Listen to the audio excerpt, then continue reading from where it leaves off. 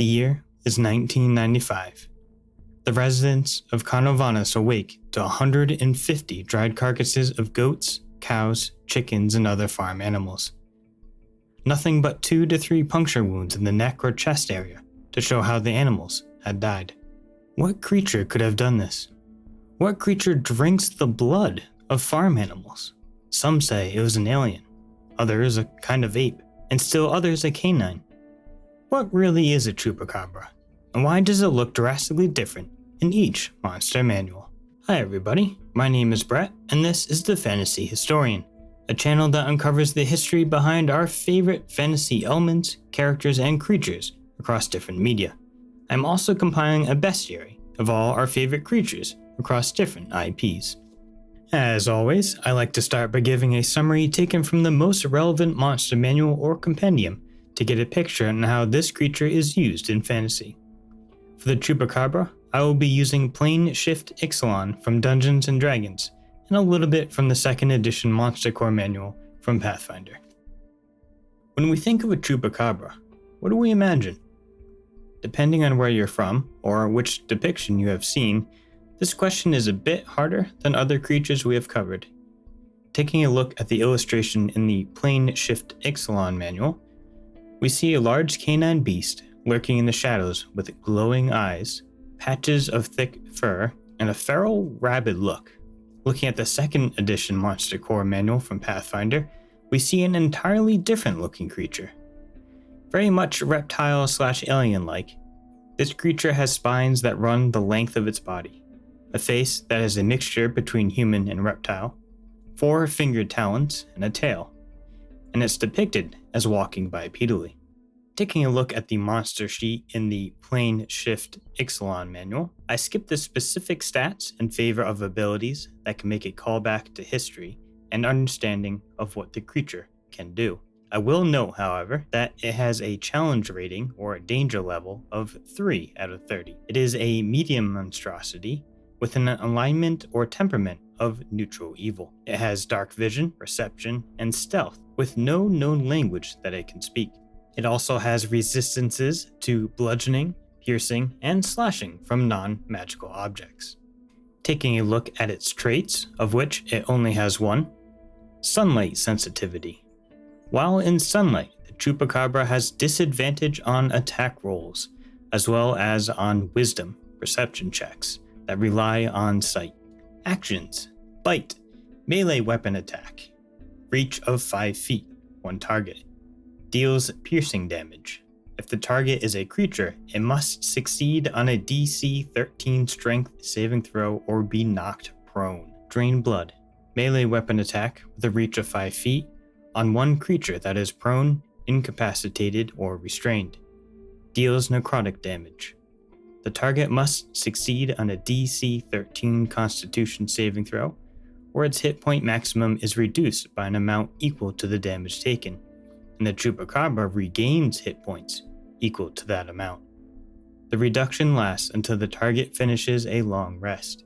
The target dies if this effect reduces its hit point maximum to 0. Reactions: pin. If a creature within 5 feet of the Chupacabra stands up, the Chupacabra can use its reaction to make a bite attack. I really like how the ability kit of the Chupacabra plays around the mechanic of being knocked prone. The reaction ability could leave a devastating chain lock of always being knocked prone, since the reaction allows for another bite attack that can leave the player prone once again. I'll just stay here then, shall I, sir? The Pathfinder Chupacabra plays in a very similar style.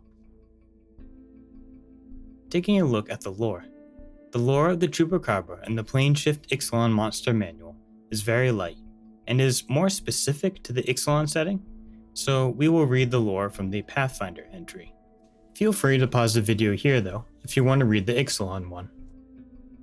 Chupacabra. These notorious predators have an undeniable thirst for blood. Chupacabras prefer to prey on the weak and slow, often hiding in wait and watching potential prey for long periods before attacking. Spry and stealthy, they most often make their homes in areas of high grass and protective rock, their slightly reflective scales allowing them to blend in well with such surroundings. Chupacabras prefer to eat lone travelers and farm animals, particularly goats, and leave little evidence of their presence apart from the grisly, blood-drained husks of their meals. Their tendency to stay out of sight, combined with their naturally nocturnal activity, often leads superstitious locals to conclude the worst, imagining that a particularly reckless vampire lives in the area. A typical chupacabra measures nearly 4 feet from its muzzle to the tip of its spiny tail, and it stands just under 3.5 feet tall. With their slight build and lightweight bones, most weigh close to 50 pounds.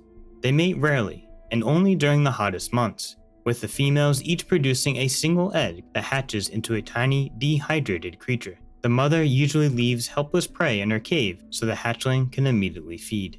Although chupacabras are typically solitary creatures, they have been known to form small gangs in bountiful areas.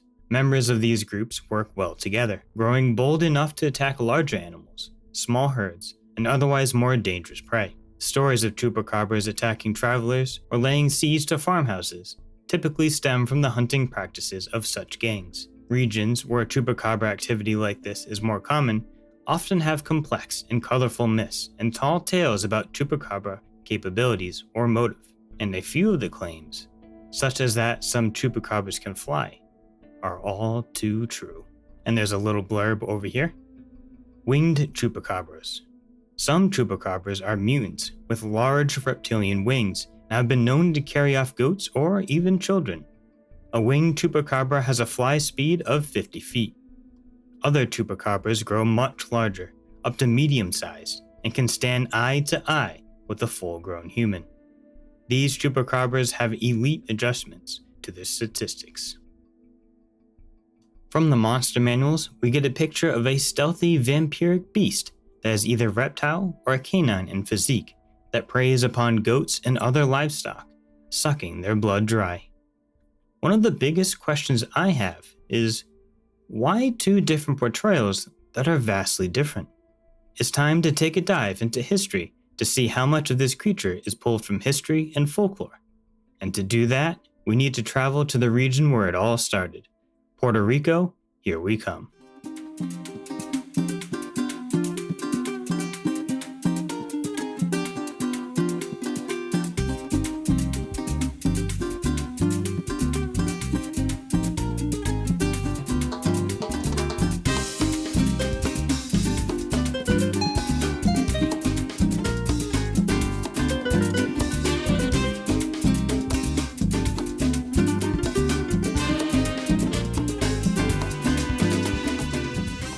Starting with the name, El Chupacabra translates to the goat sucker. Chupa, meaning suck, and cabras, meaning goats. Silverio Perez, comedian, musician, and TV host, is credited with coining the term, referring to any animal that attacked and drank the blood of livestock, notably goats. I'm going to be sticking with just Chupacabra to make things easier and match the manuals.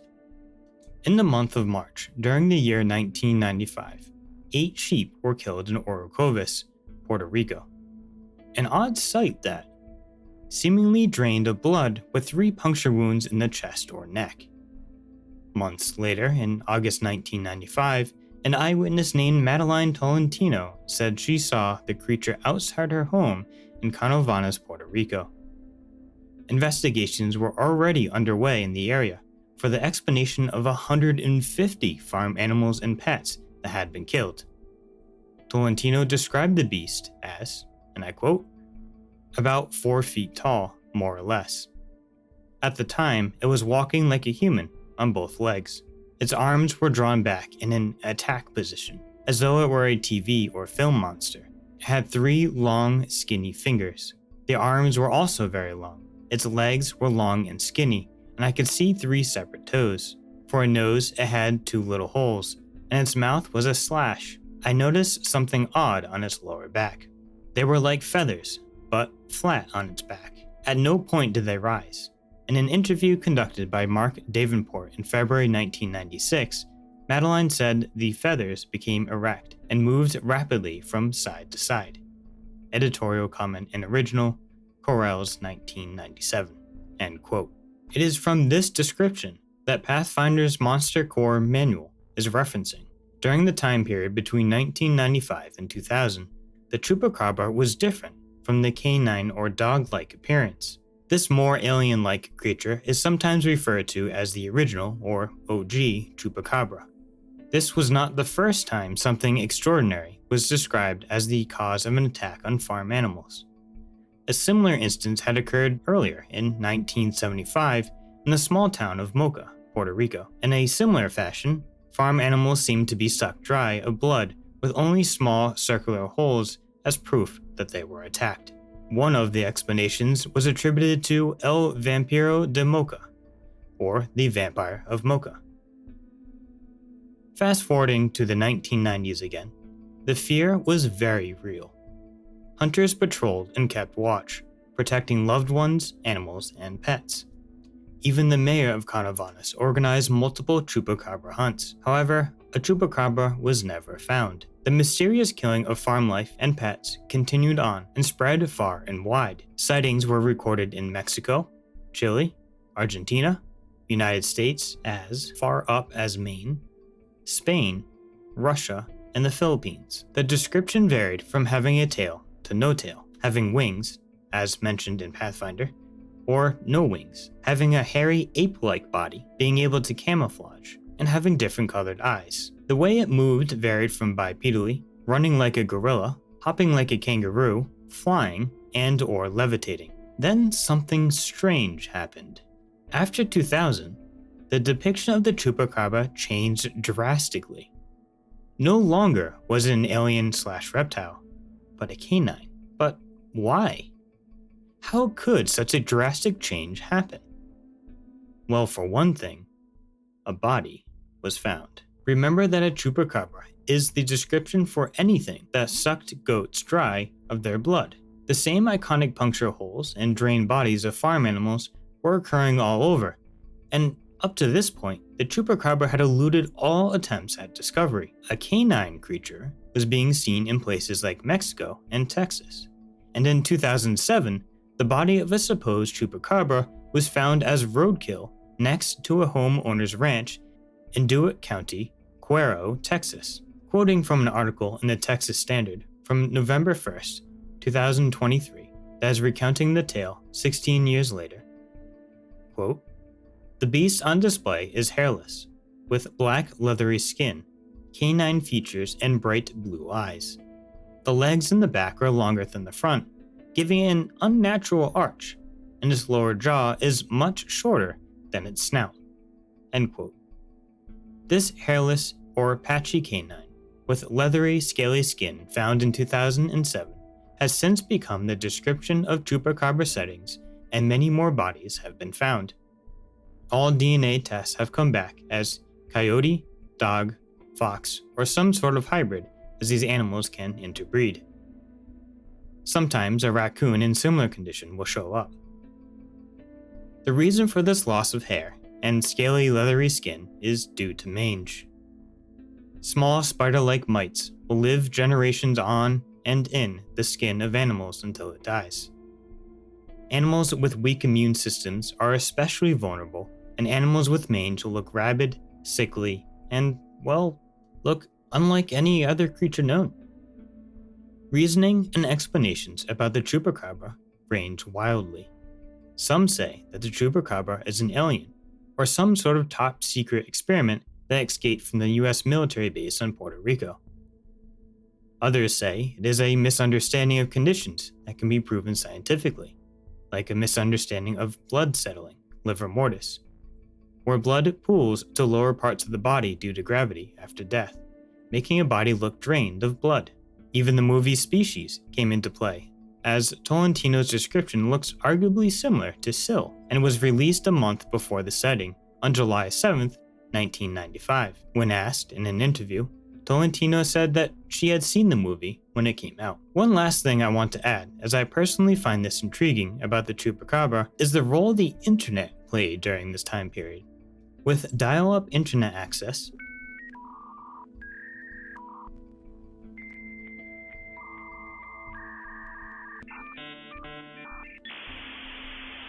and then later broadband access, stories, sightings, descriptions, and reasonings spread like never before, and the Chupacabra has become one of the most famous, if not beloved, creatures of all time.